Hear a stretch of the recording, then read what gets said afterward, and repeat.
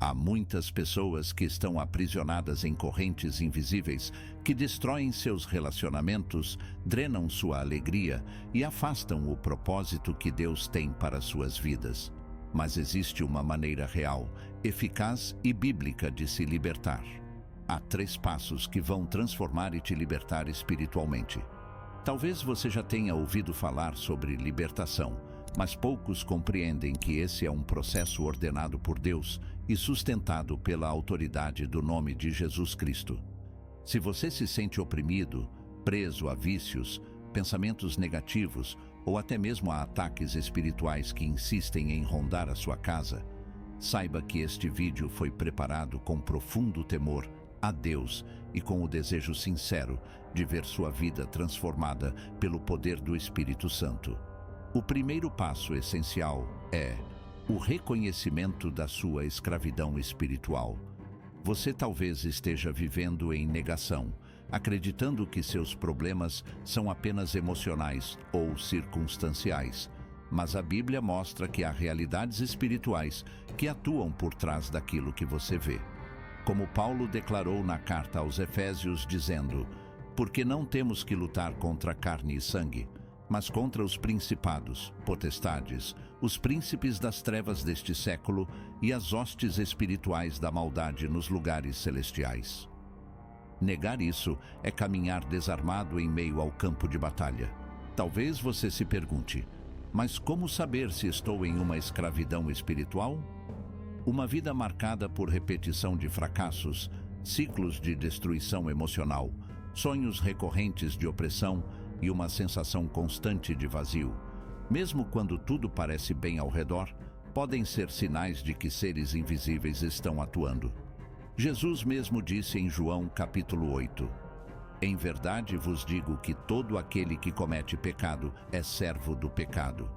A prisão espiritual começa quando cedemos terreno ao inimigo, seja por hábitos que desonram a santidade, seja por brechas abertas pelo afastamento da oração e da comunhão com Deus. Mas o importante também é entender que o inimigo opera com legalidades.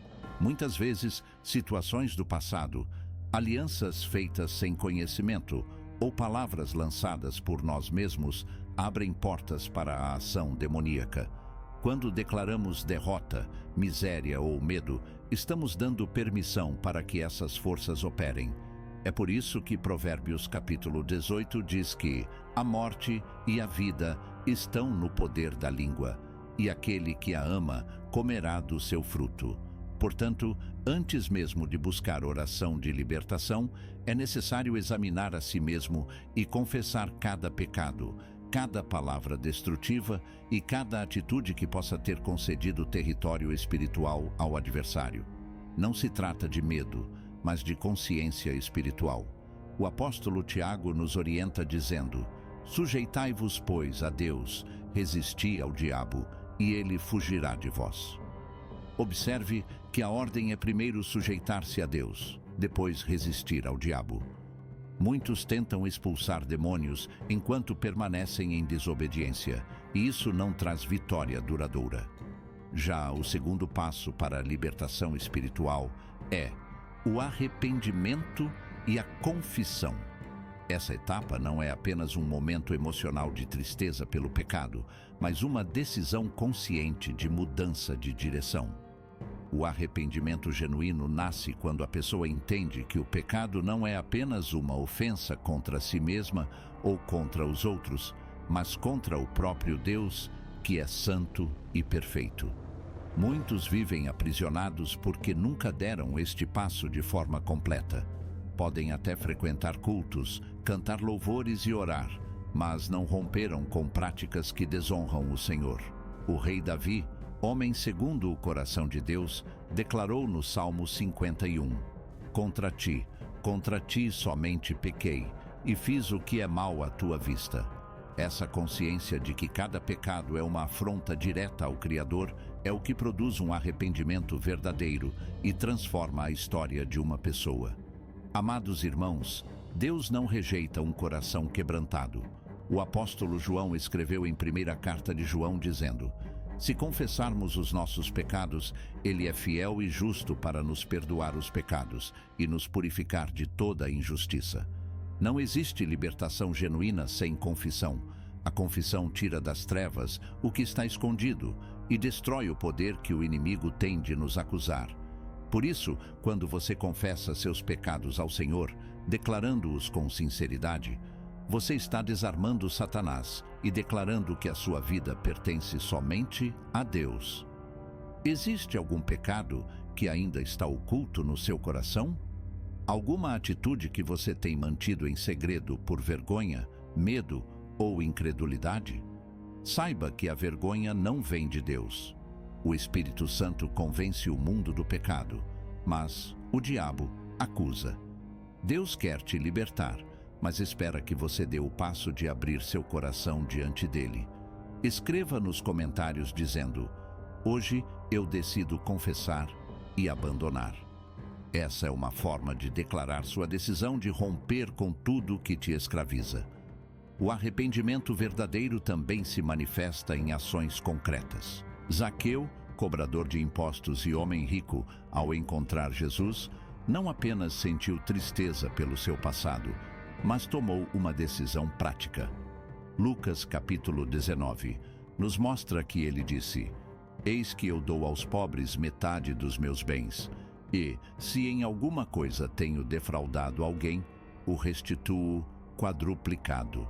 A libertação espiritual começa no coração, mas precisa chegar até nossas mãos, nossos olhos, nossos relacionamentos e todas as áreas da vida. Nesse momento você pode perguntar: mas por que ainda sinto que estou preso, mesmo confessando meus pecados? Porque o arrependimento não é apenas admitir o erro, mas também renunciar toda participação com aquilo que nos separa de Deus. Alguns confessam, mas permanecem apegados ao ambiente do pecado, aos relacionamentos destrutivos e aos hábitos que alimentam a opressão.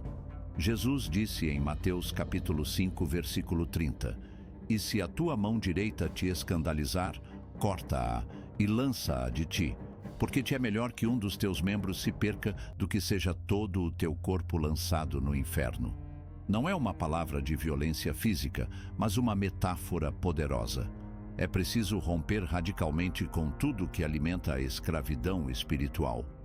O arrependimento também é acompanhado pelo perdão. Muitos cristãos oram por libertação, mas carregam mágoas profundas que se tornam cadeias espirituais. A palavra nos ensina em Marcos capítulo 11, versículo 25. E, quando estiverdes orando, perdoai, se tendes alguma coisa contra alguém, para que vosso Pai que está nos céus vos perdoe as vossas ofensas. Guardar ressentimento é como beber veneno esperando que o outro morra. Quando decidimos perdoar, cortamos o vínculo espiritual que o inimigo usa para nos manter presos ao passado. Para que tudo isso se torne real e duradouro, você precisa saber que o arrependimento é um processo diário. Não é um evento único, mas uma jornada contínua de alinhamento com a vontade de Deus. Todos os dias somos chamados a renunciar nosso orgulho, nossos desejos e nossas razões para abraçar aquilo que o Senhor tem para nós. Chegamos ao momento decisivo da nossa jornada. Se até aqui você entendeu que reconhecer a escravidão espiritual é o primeiro passo e que o arrependimento e a confissão são fundamentais para romper com o poder do pecado, agora vamos ao terceiro passo para a libertação espiritual: submissão ao senhorio de Jesus Cristo e o exercício da autoridade espiritual. Talvez você se pergunte: mas se eu já me arrependi e confessei meus pecados, o que falta? É exatamente aqui que muitos param. Eles identificam a prisão, confessam seus erros, mas não avançam para a etapa mais poderosa: entregar todo o controle da vida ao governo de Cristo e usar a autoridade que ele concedeu aos seus discípulos. Jesus declarou em Mateus, capítulo 28, versículo 18: é-me dado todo o poder no céu e na terra. E no versículo 19 ele disse: portanto, ide, fazei discípulos de todas as nações. Perceba, o poder pertence a Cristo, mas ele compartilha essa autoridade com aqueles que se submetem a ele de todo o coração. Isso significa que a libertação espiritual não depende da nossa força, mas da autoridade de Jesus operando por meio de nós. O apóstolo Paulo escreveu em 2ª carta aos Coríntios dizendo: porque as armas da nossa milícia não são carnais, mas sim poderosas em Deus, para a destruição das fortalezas, destruindo os conselhos e toda a altivez que se levanta contra o conhecimento de Deus, e levando cativo todo o entendimento à obediência de Cristo. É aqui que muitos se perdem. Eles lutam com armas humanas, esforço próprio, promessas vazias, técnicas psicológicas. E se esquecem que só há um nome que os demônios respeitam: o nome de Jesus Cristo. Amados irmãos, quando você se submete completamente ao Senhor, você recebe autoridade para resistir às trevas. É por isso que Tiago, capítulo 4, versículo 7, afirma com clareza: sujeitai-vos, pois, a Deus, resisti ao diabo, e ele fugirá de vós. Não adianta apenas resistir ao diabo sem antes sujeitar-se. É a submissão que ativa o poder. Mas o que significa se submeter? Significa tornar Cristo o centro absoluto da sua vida. Significa decidir que Ele terá a palavra final sobre suas escolhas, seus relacionamentos, seus pensamentos e seus sonhos. Não se trata apenas de chamá-lo de Senhor, mas de viver como servo fiel. Jesus mesmo declarou em Lucas capítulo 6, versículo 46: e por que me chamais Senhor, Senhor, e não fazeis o que eu digo? A libertação começa na boca, mas se confirma na obediência diária. E há um detalhe poderoso que muitos não compreendem. Deus não apenas quer te libertar, Ele quer te tornar instrumento de libertação na vida de outros. O Evangelho não é um refúgio apenas para nosso alívio pessoal, mas um chamado para que sejamos luz no mundo. Jesus disse em Marcos capítulo 16, versículo 17: e estes sinais seguirão aos que crerem. Em meu nome expulsarão os demônios, falarão novas línguas. Note que a autoridade espiritual não é para um grupo seleto de líderes ou pastores, mas para todo aquele que crê. Mas há um cuidado importante. A autoridade espiritual não é exibicionismo, não é vaidade e muito menos autossuficiência. O poder espiritual só se manifesta através de um coração humilde e dependente de Deus. Quando os discípulos voltaram alegres porque os demônios se submetiam a eles, Jesus advertiu em Lucas capítulo 10, versículo 20: mas não vos alegreis porque se vos sujeitam os espíritos. Alegrai-vos antes por estarem os vossos nomes escritos nos céus. Isso significa que a verdadeira alegria não está no poder em si, mas na certeza de que pertencemos a Deus.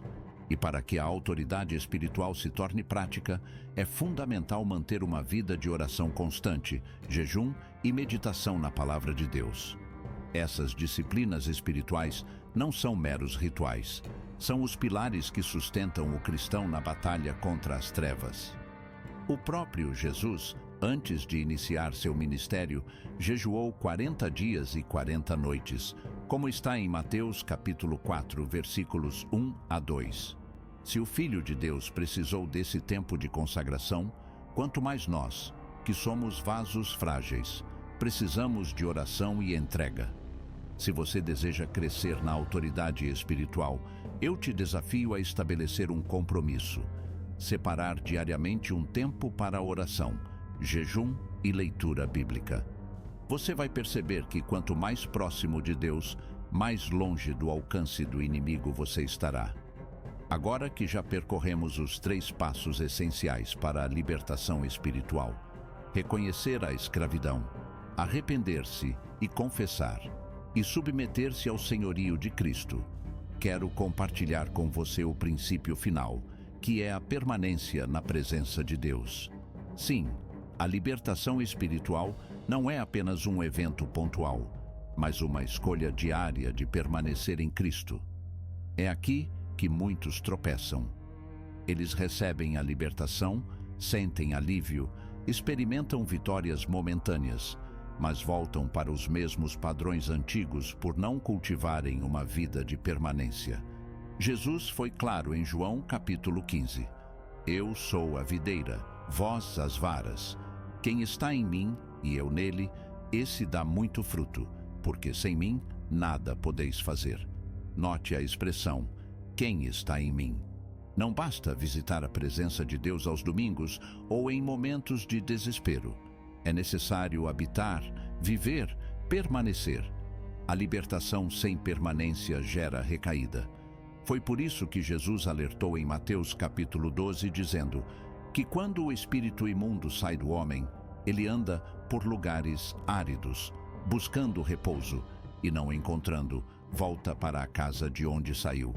E se a casa estiver vazia, limpa, mas desocupada, ele volta trazendo consigo 7 espíritos piores. Queridos irmãos, essa é uma revelação muito séria. Não basta expulsar o mal, é preciso preencher o coração com a presença do Espírito Santo. Uma casa vazia é vulnerável, mas uma casa habitada por Deus é impenetrável pelas trevas. E como se permanece em Cristo? Com disciplina espiritual.